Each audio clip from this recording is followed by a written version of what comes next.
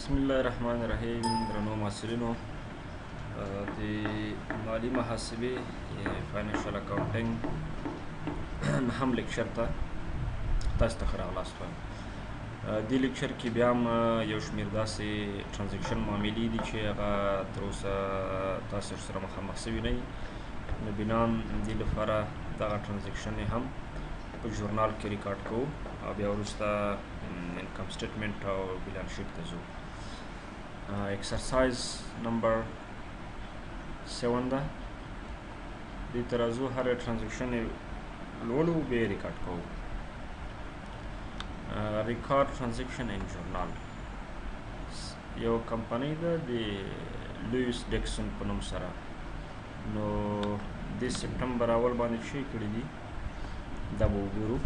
Dixon opened a bank account in the name of the business by depositing $15,000 cash with which he had saved over a number of years. د لویس ډیکسن په نوم یو کمپنۍ ده، یو بینک اکاونټ د بزنس لپاره پرانیسته او په هغه کې $50,000 کیش نغدې واچولې، ډیپازیټ یې کړی او دا یې د څو کالونو لپاره په دې بانک کې کېښودلې. معنا دا چې دا فکس اکاونټ به دې جوړ کړی وي یا به سیوینګ اکاونټ جوړ کړی وي. نو دوی $50,000 راواچو بانک کې کېښودلې او د بزنس لپاره. نو بنان دلته دوه دانې اکاونټونه راځي چې یو کیش او بل د لویس ډیکسن کمپنۍ کیپیټلز. د دې لپاره د ټرانزیکشن چې موږ تاسو ویل یو څه انسټرکشن ده، دا تاسې نظر کې ونیسئ. دا وایي چې A. Prepare journal entries to record the above transaction. Select the appropriate account title from the following chart of account.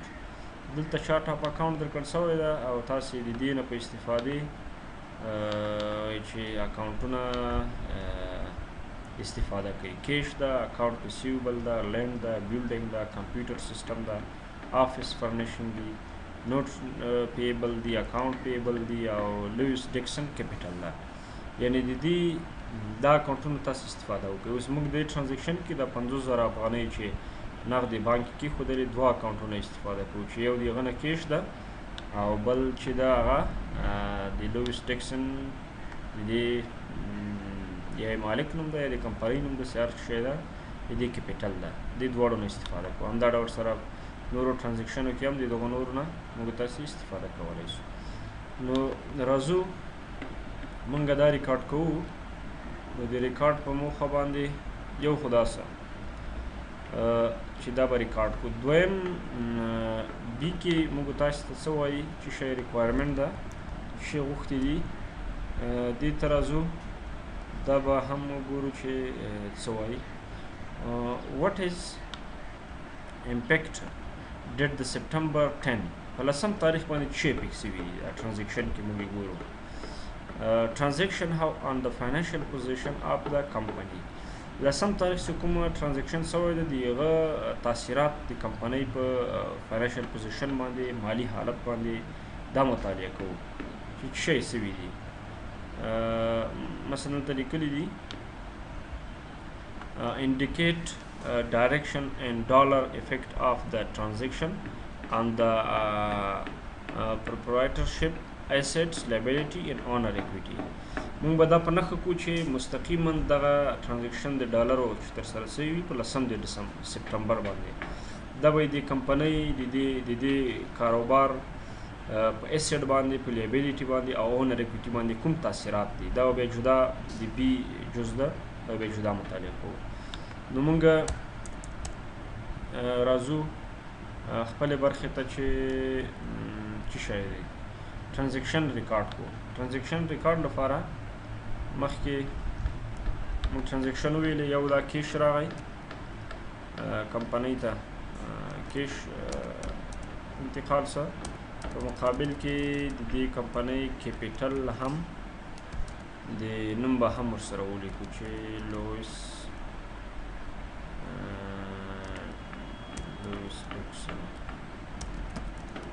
ډیکسن د دې کیپیټل هم ورسره زیات سه. نو کیش به ډیبټ سي $50,000 او د دې مقابل کې به کیپیټل هم څنګه شي کریډټ شي زیاتوالی ورکې راشي. ښه سپټمبر 10 ته راځو. هغه معامله چې موږ نه په بي جوز کې هم معلومات غوښتي دي. سپټمبر 10 کې وایي چې purchase a small office building located on a large lot for a total price of $. Of which $. was applicable to the lender and $. to the building. A cash payment of $. was made and note payable was issued for the balance of purchase price. Transaction اوږده مشکل نه ده.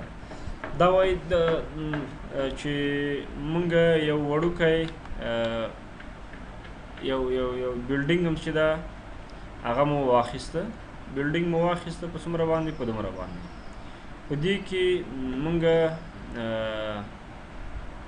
دومره اندازه د $1,06,000 مشوي کړي دي. دا د ځمکې لپاره ده او دغه باقي $6,400 دا د بلډینګ لپاره، یعنې یو برخه مو ځمکې لپاره کړله چې هغه ځمکه کې مثلا پارکینګ کوو څه شی کوو، او دا باقي $6,400 دا د بلډینګ لپاره سوله. د دې لپاره څه شی وسو؟ د دې لپاره کیش پیمنټ وسه $6,500 مو نغد ورکړه او باقي چې کومې پاتې سولې هغه نوټ پیبل ایشوډ یو نور باقي قرضه سوله. نو اوس موږ دلته څه شی به ریکارډ کوو یا کوم اکاونټونه په دې کې استفاده کوو؟ دې کې 4 اکاونټونه استفاده کوو.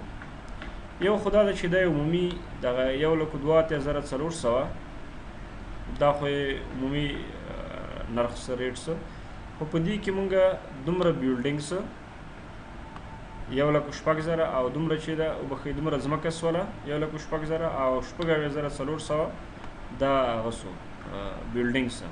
دا دواړه که موږ جمع کړو $6,400 $1,06,000 دا بیرته $1,02,400 پوره کوي که نه.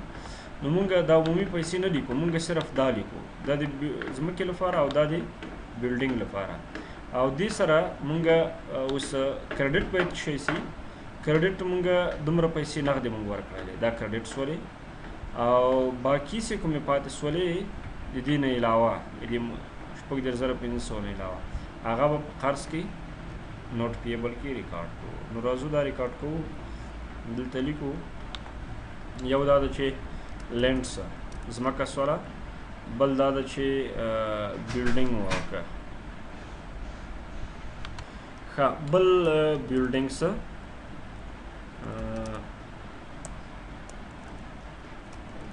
بلډینګ او د دې په مقابل کې مونږ لینډ به ولیکو څومره مقدارو. مونږ ویلي چې $1,06,000 دا د هغه لپاره سو د لینډ لپاره سو. او د دې مقابل کې بل مو چې د 4,000 چې د عدد غلط ونه لیکم $6,400 دا د بلډینګ سولې. خو دې په مقابل کې مونږ نه کیش لاړه. کیش څومره لاړه؟ کیش څومره مقدارو؟ $6,500. باقي چې ده هغه به نوټ پیبل کو، باقي به نوټ پیبل کو. نو دلته به مونږ نغدې $6,500 مونږ لاړې او باقي چې څومره پاتې کېږي هغه به مونږ تاسې ریکارډ کړو په شي کې قرضه کې. ټولې څومره پیسې وي؟ ټولې دلته به لاړ شو، زه دلته هم وګورم. ټولې $1,02,400 صحیح، $1,02,400 منفي دومره مونږ په دې معامله کې نغدې ورکړي دي. مونږ خو دغه ټولې $1,02,400 د دې مجموعې نه لاسته راوړي، $1,06,000 او د $6,400. نو دا دواړه جمع کړو بیا هم $1,02,000 کېږي. نو مونږ لنډ $1,02,000 نه $6,500 منفي کوو.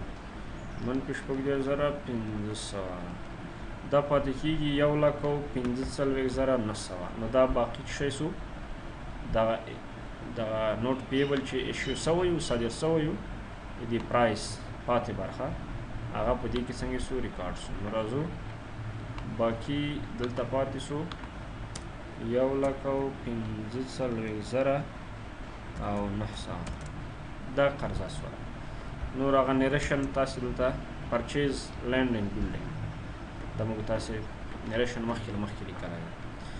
ښه راځو سپټمبر 15 تاریخ چې شی سوي سپټمبر 15 تاریخ لیکلی چې پرچیز ا مایکرو کمپیوټر سیسټم فرام کمپیوټر سٹور انکارپوریشن فار $4,680 کیش په نغدو باندې موږ یو مایکرو کمپیوټر سیسټم واخیسته. مایکرو کمپیوټر سیسټم واخیسته په 4680. نو عادي خبره ده موږ تاسو ویلي 15 باندې یو مایکرو کمپیوټر سیسټم سره او بل د مقابل کې موږ شی لاړه کیش لاړه.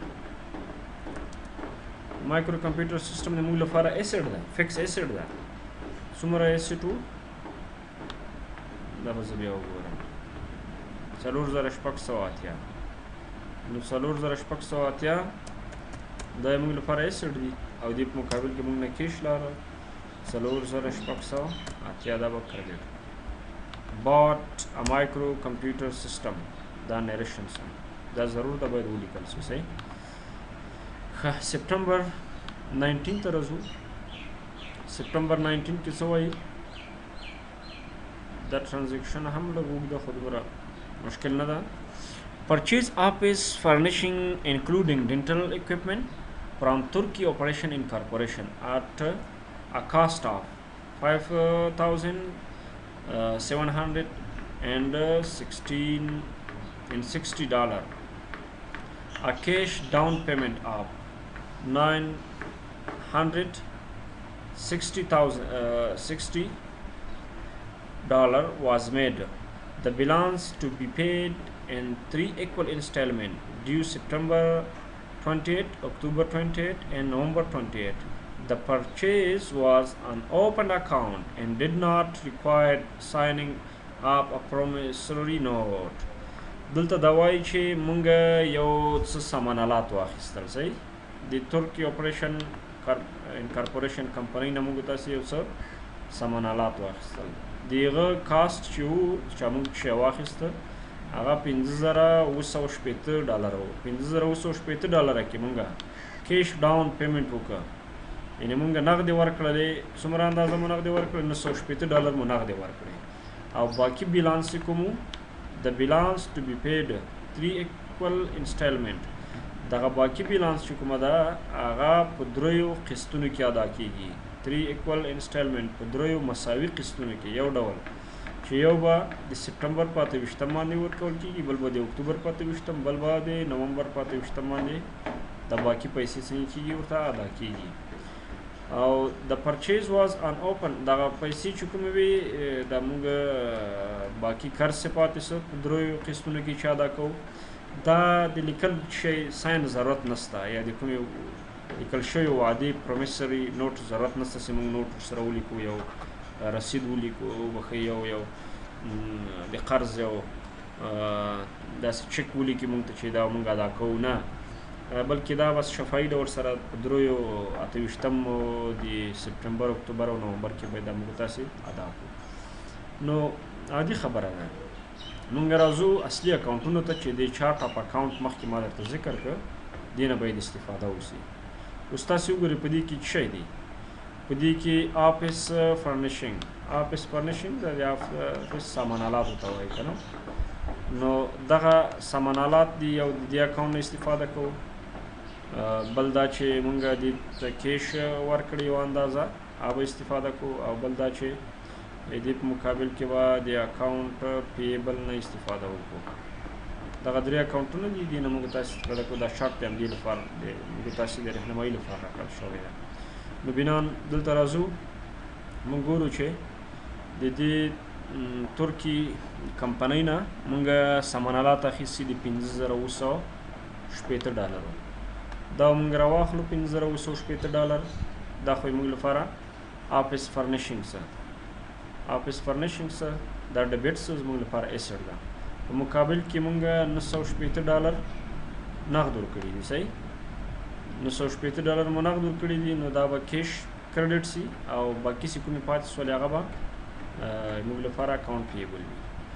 نو راځو دا ریکارډ کوو.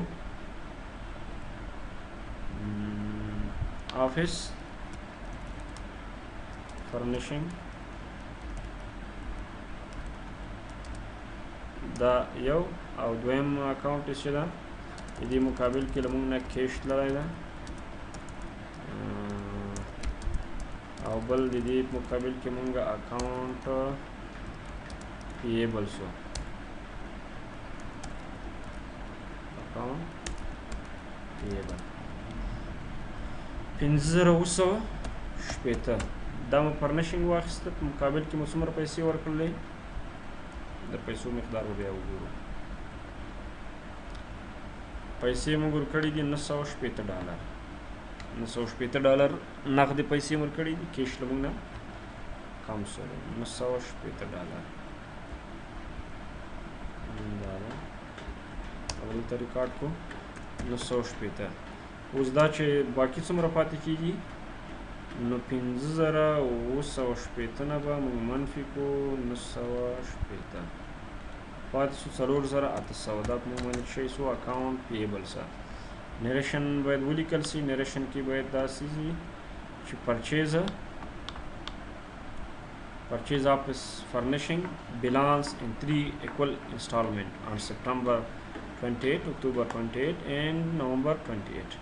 نو دا مو واخیسته او د باقي پیسې به موږ تاسې په قسطونو کې وکړو. کله چې همدا وخت را رسېږي د خپله قرضه باید موږ تاسې ادا کړو.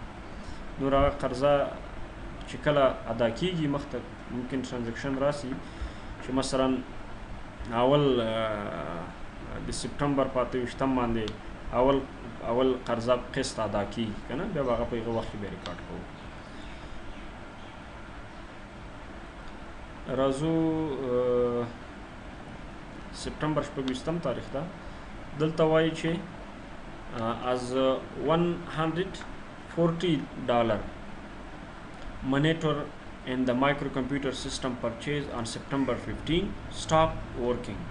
مونږ په سپټمبر 15 باندې مایکرو کمپیوټر مخکې ټرانزیکشن موږ تاسې ریکارډ کړ که نه، مو اخیستي په دې کې مونیټور چې ده د کار پرېښود خراب سه. نو کله چې خراب سي هغه خو بیا ریټرن کېږي که نه، باید واپس سي که نه. نو the monitor was returned to Computer Store Incorporation with promise to refund the $140 within 5 days. نو دوی چې کله دا کمپنۍ ته وروړو د کمپیوټر سټور ته، نو هغوی لیکلې وعده ورکړله چې دا پیسې موږ تاسې ته بیرته ریفنډ کړو، بیرته به یې درته جمع کړو، خو په 5 ورځو کې به یې جمع کړو. اوس پیسې مثلا نه لرو، نو مطلب دا چې موږ په دوی باندې قرضه ده سوله، واپس هم که ریټرن هم که، خو په دوی باندې موږ قرضه سوله. چې کله د موږ قرضه په بل چا باندې سي نو تاسې به د کوم اکاونټ نه استفاده کوئ، اکاونټ ریسیوبل موږ په دوی باندې قرضه سوه که نه. او په مقابل کې موږ نه څه لاړه کمپیوټر سیسټم، ځکه دې کې خو کمښت راغی. نو بنان موږ به ریکارډ کړو په 26 باندې. دا به ریکارډ کړو چې اکاونټ ریسیوبل څه یو اکاونټ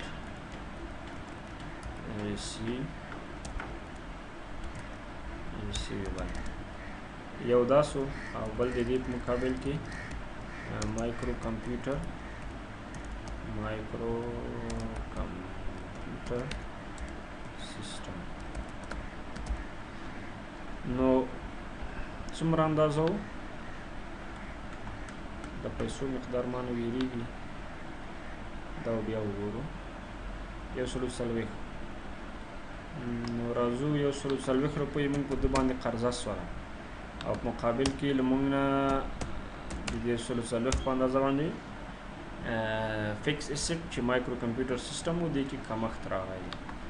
نو نریشن کې به ولیکو چې return part of microcomputer system amount to be refunded within 5 days. موږ هغه مایکرو کمپیوټر سیستم واپس کړ خو پیسې به 15 ورځو کې موږ ته ادا کیږي.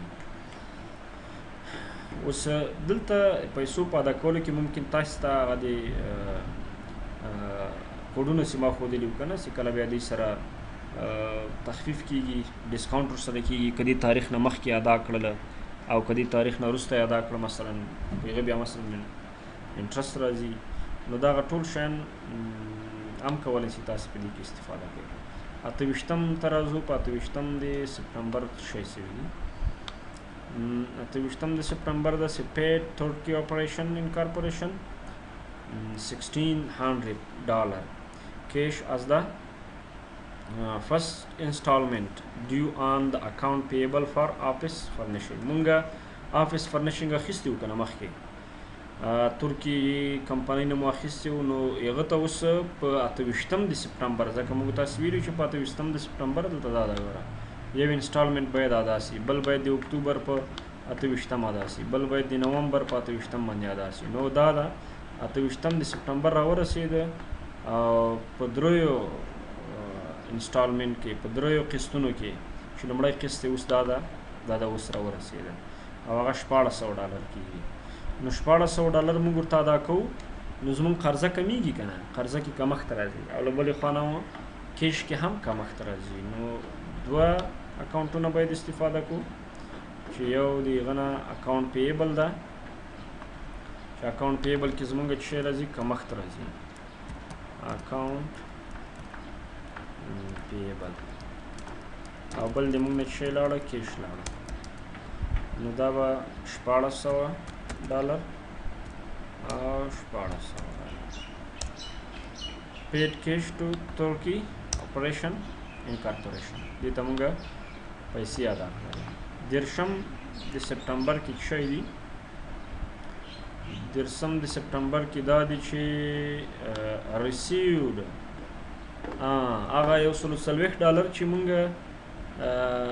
کمپیوټر سټور باندې قرضه وه زموږ اکاونټ ریسیوبل اوس یې مونږ ته ریسیوډ سولو او مکمل ډول مونږ ته ریسیوډ سولو. د سپټمبر 26م تاریخ چې کومه ټرانزیکشن ترسره شوې وه، سپټمبر 26م تاریخ خو تاسو ته یاد ده، دا $140 یې مونږ په دې باندې قرضه وه چې هغه ریټرن مو کړی و. نو دلته مونږ هغه پیسې ترلاسه کړې، نو کیش هم ته راغی او اکاونټ ریسیوبل دې سره څنګه څه کم څه مونږ به ځکه چې دی مونږ ته هغه ریټرن پیسې واپس شولې، نو یو خو دا ده چې کیش څه او بل دا ده چې اکاونټ ریسیوبل کې کمښت راغی. اکاونټ ریسیوبل نو کیش به مونږ 140 کو او اکاونټ ریسیوبل به هم 140 کو. دلته دا د نریشن کې لیکلي دي collected and the full receivable from computer store incorporation، دغه نه موږ دا پیسې ته لاسه کړلې. اوس موږ بي جوز ته راځو، ټرانزیکشن خلاص شو فکر کوم.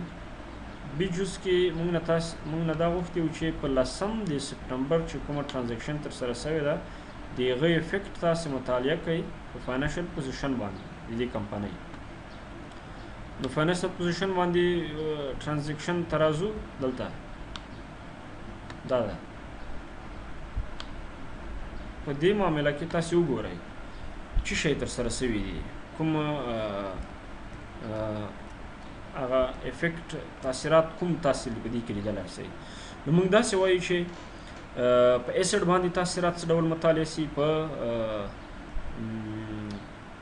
لیبیلیټي قرضه باندې څنګه مطالعه شي، په اونر اکویټي، همدغه درې شیان دي که نه په فاینانشل پوزیشن کې چې مطالعه کېږي. انکم سټیټمنټ کې دې باندې موږ تاسې بحث کړی و. نو وایو چې دلته موږ دا دواړه چې جمع کړو، لینډ او بیلډینګ، دا دواړه چې جمع کړو دا خو موږ لپاره ایسډ دي، دا په ایسډ تاثیرات شوله چې جمع یې کړو $1,32,400 کېږي. $1,32,400 د موږ تاسې په ایسډ کې زیاتوالی راغلی، دا یو تاثیر. دویم دا چې په هغه کې دومره لینډ څه دومره بیلډینګ څه دا جدا جدا هم لیکلی شي. اوس په ایسډ کې خو دا زیاتوالی راغی، خو د دې په مقابل کې په همدې تاریخ باندې 3,000 1500 موږ تاسې په ایسټ کې کمښت هم راغلی ځکه موږ نه کیش تللی ده په همدې تاریخ باندې. نو د 1,82,000 دا دواړه چې جمع کړو 1,82,000 کېږي، د هغه نه به 14,500 بېرته منفي کړو ځکه دا خو بېرته کم شوی ده. په دې کې خو په ایسټ کې کمښت راغلی، کیش کریډټ شوی ده. نو تفاوت 1,45,900 راځي چې 1,45,900 د موږ تاسې په ایسټ کې زیاتوالی راغلی. اوس به داسې نه وایو چې 1,82,000 راغلی ځکه چې دلته خو موږ د 14,500 په اندازه ایسټ کې خپله ایسټ ده او کرنټ ایسټ ده، په دې کې کمښت هم راغلی. نو بنان تفاوت پیدا کوو 1,45,900 د موږ ایسټ په حقیقي ډول زیات شوی ده. او نوټ پیبل د موږ لپاره لیبیلیټي ده. لیبیلیټي څومره زیاته شوې ده؟ لیبیلیټي 1,45,900 زیاته شوې ده. نو بنان دلته هم زیاتوالی راغلی ده، قرضه هم زیاته شوې ده. خو اونر ایکویټي باندې کوم تاثیرات په دې ټرانزیکشن کې نه لیدل کېږي، په هغې کې کوم تغییر نه ده رامنځته شوی. دا د دې افیکټس دې تاثیرات چې تاسې باید تحلیل کړئ. نو دغه معامله کې لږ ځینې ټرانزیکشن یې مغلقې وي، باید یو کې په دې پوه شوي. که بیا هم ستونزه وه تاسې پوښتنه کولی شئ. السلام علیکم ورحمة الله وبرکاته.